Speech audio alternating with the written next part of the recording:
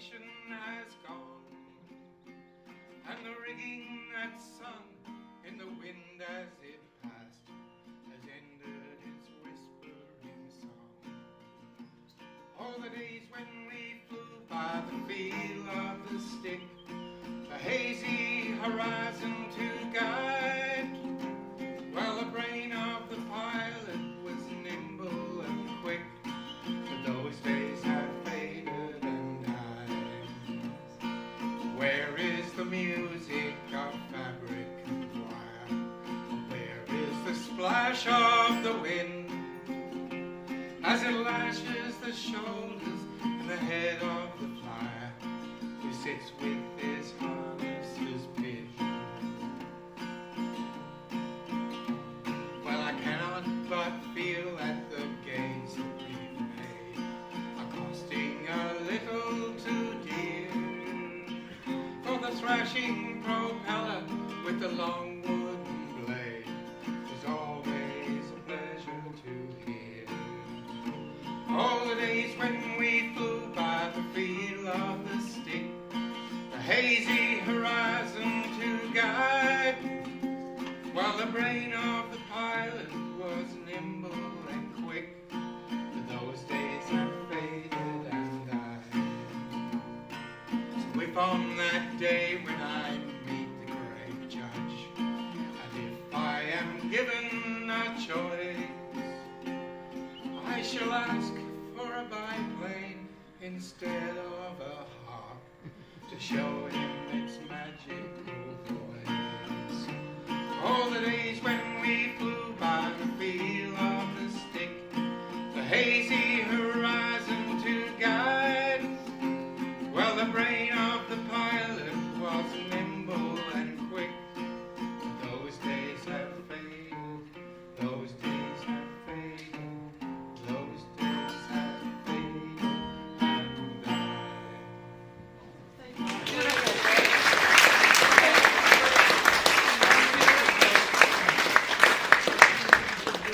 Thanks, Greg. That was fantastic. I must say, the first time I saw those words written was in, I think, his aerodynamics book, where he had published them. So if you can find a copy of that book, it's probably worth a bit of money now. All right. Our next speaker is Bob's daughter, Alicia Tate-Eggers. Now, Alicia's come over from the USA, and Alicia's going to be reading something from her mother, Joy. Yeah, I have something. And okay, and you'll be sharing some of your own memories as well, Alicia. Right.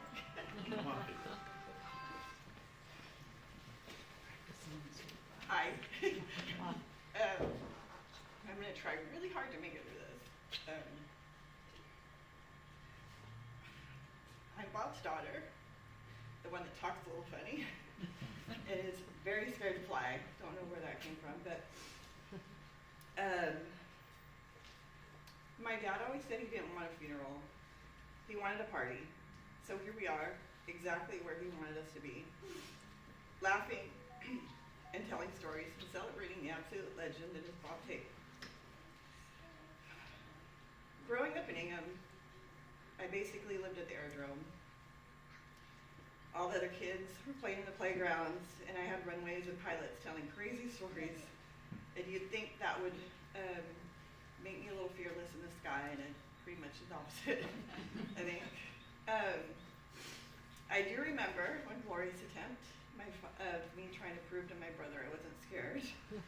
And I was about 7, probably. And I went up to my dad and said, "You're going to take me up in the plane, and we're going to do aerobatics." And he said, "Okay, let's go." So we went up, we rolled around, we looped around, and I cried and screamed the whole time. And we got out, and I puffed out my chest like I was a tough little Supergirl, and my brother was laughing hysterically because the whole office heard me screaming on the radio. Thanks, Dad. That was awesome. That was Bob, though. He was always encouraging me and anybody else to push ourselves. He talked me into bungee jumping when I was 18, and we don't tell my mother about that. But he always said the only regret you'll have in life are the chances you never took. And those words have carried with me through many big decisions, even when I was thousands of miles away. While I couldn't be here every day, like so many of you could, I carried my dad with me everywhere. In every choice I made, good, bad, and especially the naughty ones, I could always hear his voice, you know, that line, I'm a naughty boy. I used to smile thinking about all of you who could just drop in and soak up his company whenever you liked. I knew how lucky you were. And I was happy for every single one of those visits because I knew exactly how special they were. So today isn't saying goodbye. It's about raising a glass, telling the stories, and laughing until our faces hurt. Exactly the way he would have wanted. Because that's how my dad lived, full throttle, big smiles, no regrets. Before I finish, my mother just wanted to say a few words, so I will try really hard to get through this. I just wanted to wish an old friend of 60 years a fond farewell.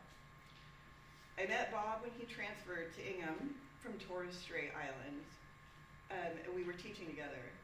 I quickly learned that Bob's greatest passion and true love was always flying. Bob was very intelligent, talented in a wide variety of fields. He had a magnetic, charismatic personality and could relate to all he met, irrespective of race, religion, or ideology. He loved to debate and always had an extensive knowledge of whatever subject it was, and he always won. He would set himself one goal at a time. He would reach that goal, and then he would proceed to the next. Sorry. From private pilot to instrument-rated flight instructor, an aerobatic champion, an altitude record breaker,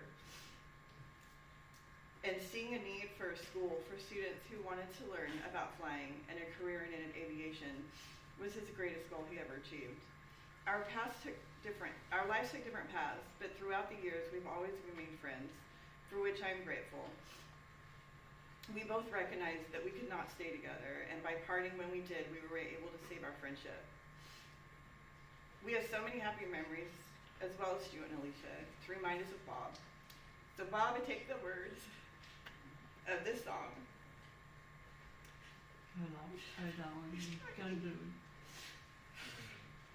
When you get to where you were going, on the far side of the sky, the first thing we do is spread your wings and fly. Oh, really well done.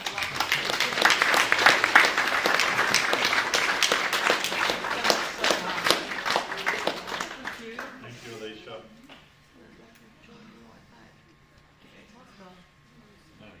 We now have video that's been put together by Richard Andrews. So Richard worked alongside Bob for many years. He now lives back over in Germany. He couldn't be with us today here in person, but he's created this message to share his memories of Bob and the impact that Bob has had on his life and work. So please enjoy. Well, this is one of those videos that's absolutely impossible to make. So I'm just going to pretend you're still here, mate. And so I met you like 30 years ago, turning up to the old flying school in Archerfield. And from that moment on, I was just felt incredibly welcomed, and that was the start of a long friendship and lots of adventures. You got me through my commercials. You taught me about the dance of the flaming arseholes. Taught me aerobatics. Taught me stuff with aviation theory. But more importantly, just showed me how you have this amazing ability to just enjoy life, just to see the best in people and to make people feel incredibly welcome and incredibly important. And it's going to be very difficult not being able to sort of chat with you or see you and tap into your wisdom and your amazing attitude to life. And you've left a big hole, mate. And those of us who are still here,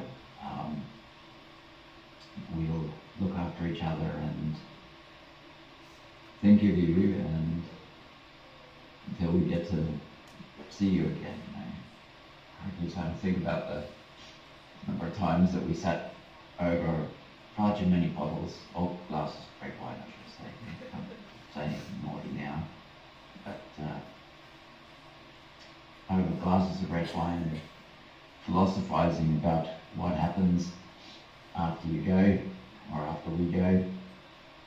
And yeah, we always did thirst after knowledge and learning new things, and now you know, mate. And yeah, keep a seat by the fire for us, Vicky. And I look forward to the chance to catch up with you again one day. And until then, we'll keep thinking of you, keep loving you. And yeah, Bob, you're a legend. You were a friend, a father figure, a mentor, and we're all going to miss you. So, from the fairly ordinary brothers, safe travels, mate. Keep having fun and soft landing always. See you, mate.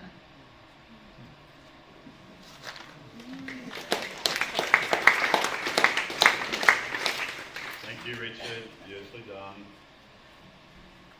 All right, moving right on to Paul. So I'd like to invite Paul Reddishop to say a few words.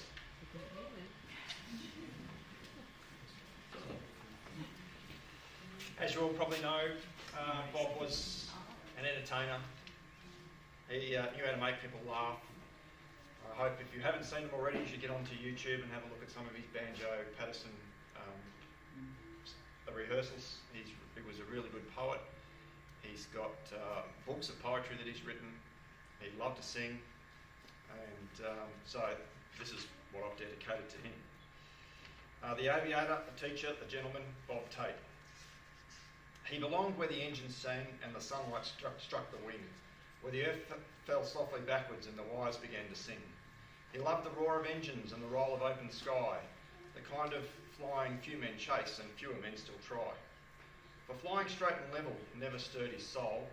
He'd rather pull the nose up high and carve a barrel roll. Long before the grey hairs came when younger men would tire, Bob still chased the morning sky with that old aerobatic fire. The engine roaring out in front, the harness pulling tight, a grin across his flying face as the earth rolled out of sight. For what he found above the clouds, he carried back below to every nervous student who was keen enough to know. For joy was never Bob's alone, he shared it from within, then wrapped the rules and stories so the learning could begin. Students came from everywhere with maps and books in hand, young dreamers chasing clouds before they'd learned to understand. Bob would turn the hardest rules to stories rich and bright. You'd laugh along for half the brief and then somehow get it right. He taught more than the laws of flight or how an aircraft flies. He taught calm hands and clearer thought when pressure starts to rise. And now in cockpits far and wide, across each sea and shore, are pilots carrying Bob with them as countless have before. With dog-eared books on every shelf in lessons handed down, his words have travelled round the world to every country town. The driest law, the dullest chart, the rules that wore men thin, would come alive when Bob stood up and let the yarn begin. A joke, a pun, a cheeky grin from days of long ago, and suddenly the hardest things were things you seemed to know. He taught far more than passing marks or how to climb and turn. He taught the quiet judgment that a pilot has to earn. To think before the trouble comes, to plan before the rain. To know when pressing onwards means you ought to turn again. Fly the aircraft first, he'd say, and let the rest come through. Don't hurry good decisions, give your mind a job to do. For pilots aren't made safe by luck nor boldness nor display. It's discipline and steady hands that bring him home each day. And somewhere now beyond our sight, where setting sunlight gleams, I reckon Bob is upside down, still chasing aerobatic dreams. With a steady hand and lifted heart, he climbs beyond the known, above the clouds and fading light, and Bob is flying home.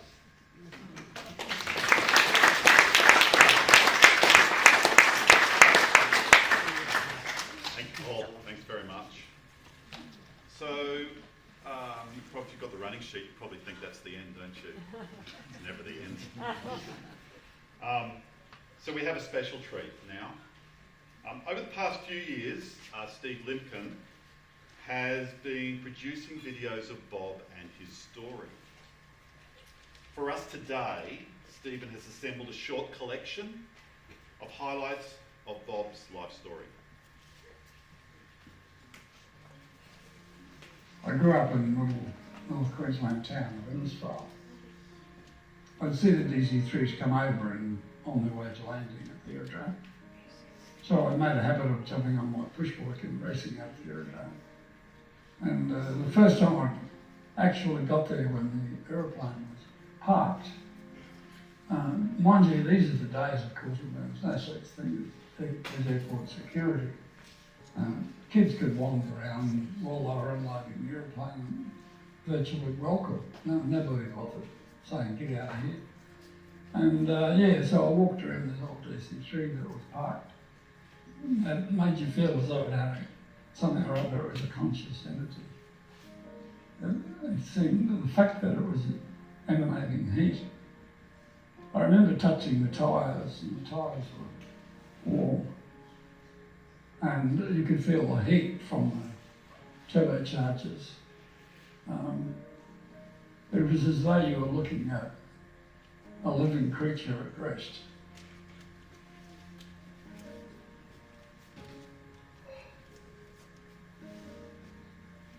I walked around and stared at it and touched the tyres, and then went and stood beside the fence with my arms folded over the top rail.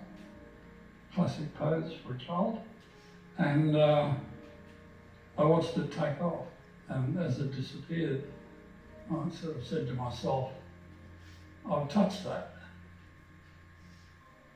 I started before, but the vast majority, I really didn't have enough money to spend. Here I am saying enough money, for goodness sake. Flying training in a Tiger Moth in the early 1960s was £4.10 an hour.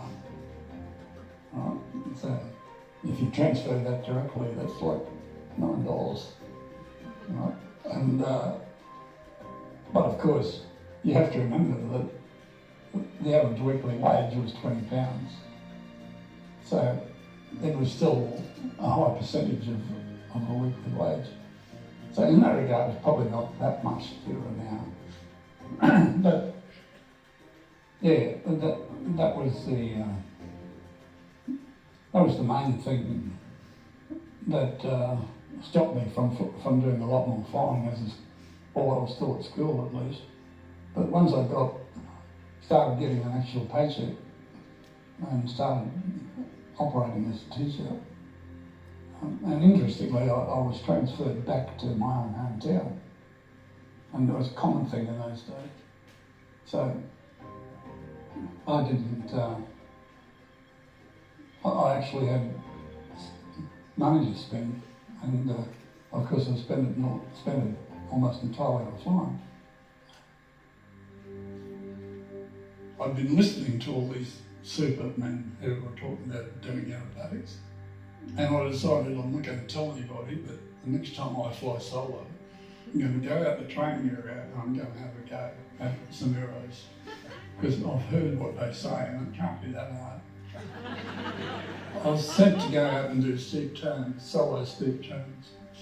So I got out over at Meridian Harbour and the Innisfail training area. I decided that I'd try a roll. Now, if anyone's half a brain would know that a roll is one of the hardest things you can do in a tiger moth.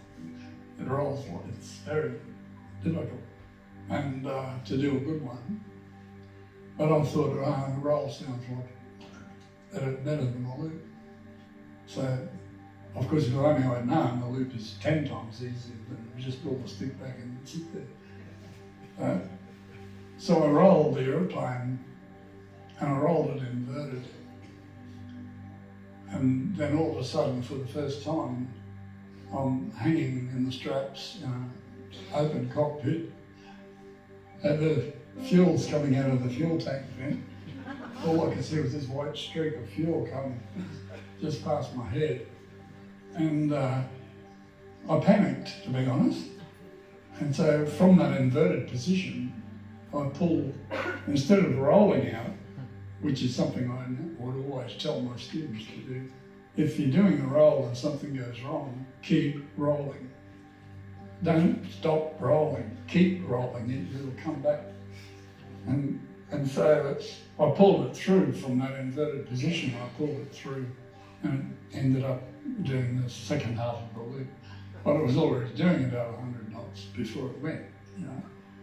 And so the wires in the rigging sort of played a D major as we screamed around this place on the loop. And finally I got out and I sort of shook me and I thought, Jesus, I better go back. So I went back and I landed and I taxied in. And my instructor, an old bloke called Wes Walker, he watched me taxi in with his hands on his hips. And he walked over and looked at the aeroplane, and the belly of the aeroplane was covered in oil. There was oil all over the joint. It was coming out of the breather. And he said, "What have you been doing?" I said, "Steep turns." He said, "Listen, son, if you want to do aerobatics that badly, we'll do it properly. Now, next time we fly, we'll go and do some aerobatics."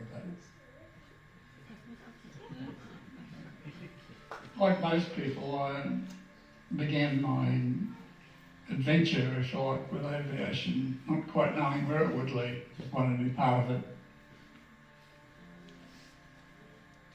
I found immediately that I got a lot of satisfaction from teaching people, both the theory and the flying training.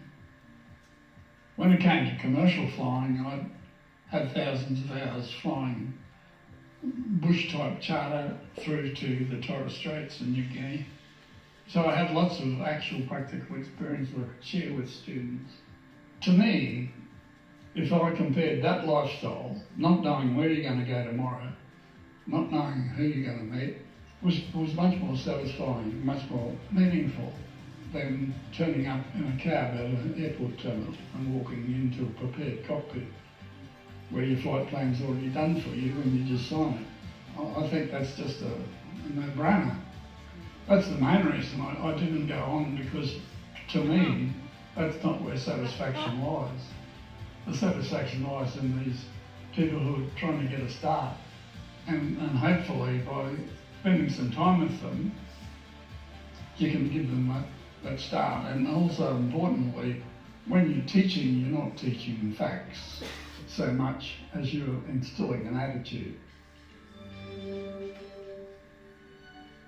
All I could really ever ask for is that somebody out there will say they're glad they met me. You know, I don't know, I don't want to be remembered as some icon or anything like that. But if I've had an influence in somebody's life, and I'm sure I have, and I can say that with great gratitude, that I've frequently had people who've said, you know, "Oh, thank you for what you've done. I would not have had my career if it wasn't for you."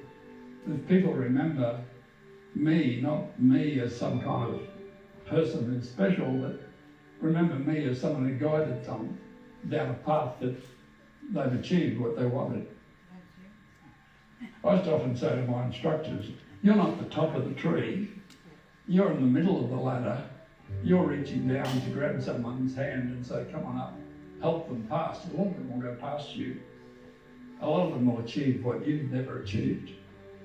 And that's, you should be proud of that, because that's your job. And so all you can do is exploit your opportunity to make them reach the best they can be. And that's what it should be all about.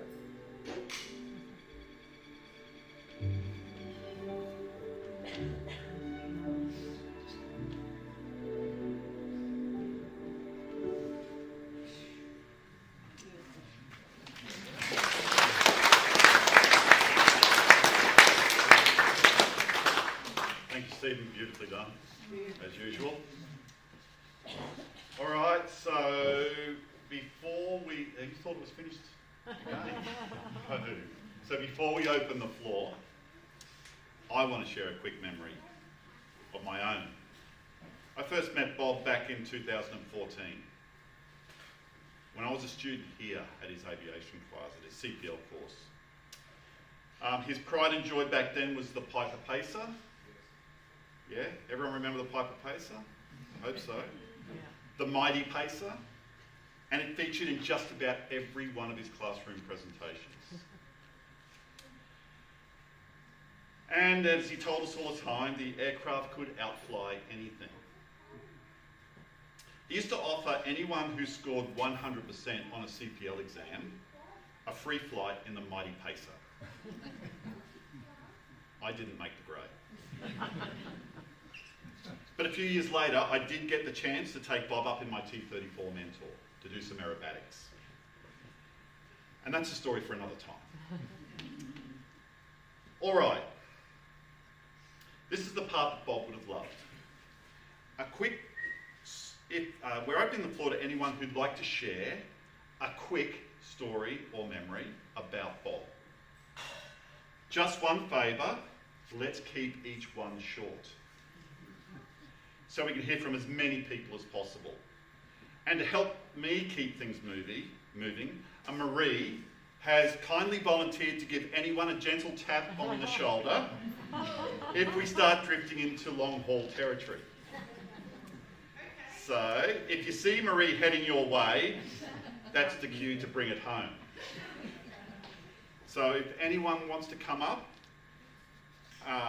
now's the time to do it. I recommend you come up here because this is the microphone. And you can't pass it around. Anyone?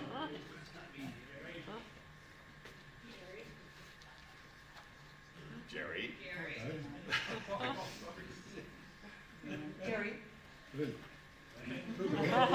Jerry's up first. Jerry's in, everyone.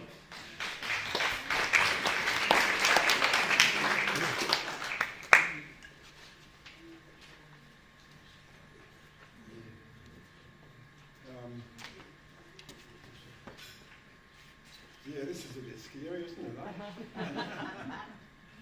Yeah, Bob and I go back a long way, and it was mainly when I brought my... Gary, don't need to get in front of the microphone either. Where's the microphone? On the Just here. Holy stick, jeez. No, leave it. Don't touch it.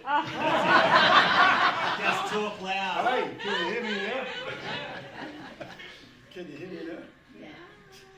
Don't touch it.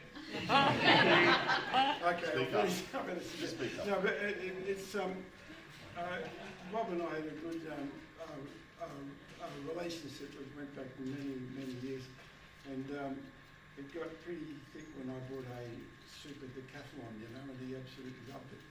I went to him to learn aerobatics, and I said, Bob, look, to be quite honest with you, I'm not that sure if I'm going to get crook or not, you know, I'm a bit timid of this. He said, oh, don't worry about it, you know. His method of teaching was very, very good.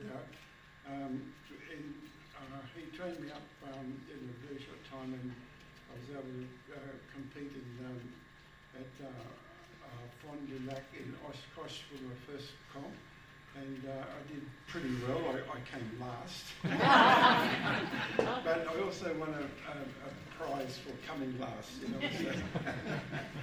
Yeah, but I'm trying to think of clean jokes actually. Well, I mean, yeah, I think I better sit down before we get started. Or maybe I hand the floor over to Alan Dunbar, who knows a lot more.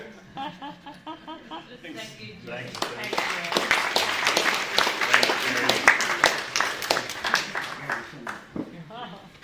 Anyone else like to come up and share a few things about Bob?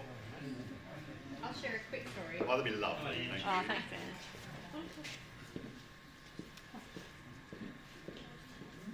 The mic is yours. There's your mark.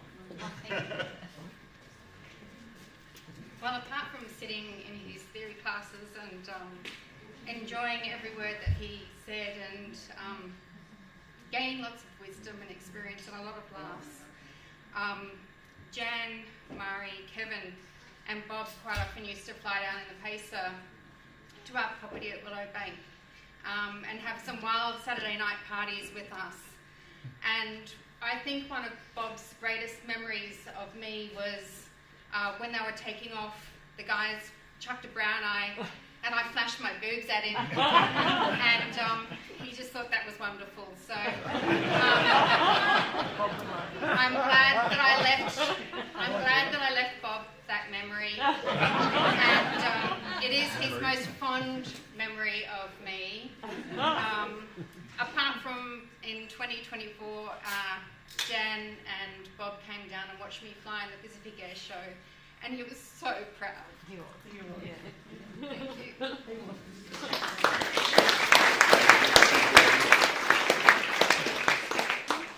Well, I don't know how you beat that one. Is there anyone else? They're good boobs too. Has anyone else got anything they'd like to share? Cameron? Hi everyone, I'm Cameron and I was one of the students of his graduation many years, but I think it was... Bit loud, Cameron, I'm in, deaf.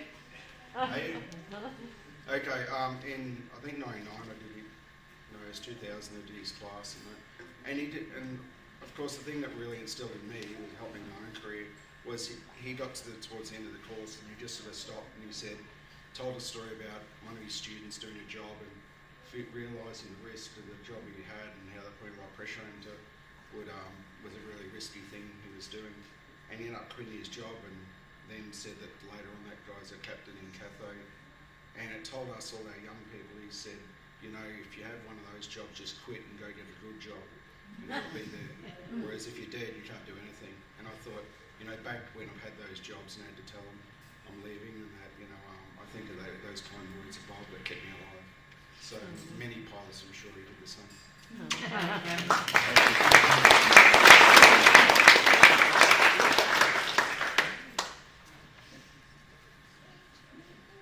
Anyone else? Quickly? Come on. I did one for Jan, but everyone thinks Bob was a man who knew all the rules, taught everyone the rules, was a stickler for the rules.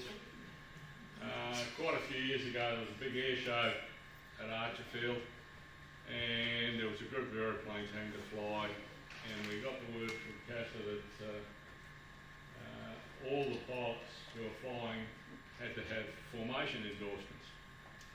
And we had 6 guys up there. I don't think anyone had less than 5,000 hours, most of them being in the military and all that sort of stuff. And this was on the Thursday before the Saturday. Rang up Bob, said, they're not going to let us fly. So Bob said, right, I'll come up to Caboolture. So he came up to Caboolture. We got 6 aeroplanes with these 6 guys. And they were so mismatched. We had a J3 Cub that would do 50 knots, and we had a Bonanza that would fall out of the sky at 50 knots. Anyhow, we all took off in this huge gaggle with Bob sitting there, flew out and terrorised the neighbours out the back of the glasshouse mountains. All changed in place, and none of the aircraft got out of the sky. Came back and Bob went on 6 logbooks, and so we're all signed off.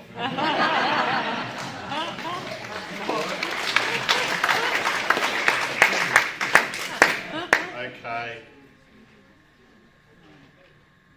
Well, thank you to everyone who shared their memories about Bob, and to everyone who came here today to honour Bob. His legacy isn't just in textbooks, it's in every pilot he taught, every safe flight taken, and every student who found confidence. Because he believed in them. On behalf of the Tate family, Jan, Stuart, Alicia, thank you for being here, thank you for sharing, and thank you for helping to celebrate a remarkable man. Please stick around, grab a drink, and keep the stories going. Bob would love this. That's why we've got Bob's bar over there. A room full of pilots, a bar, and a few tall tales, in true Bob fashion. Welcome to Beer O'Clock.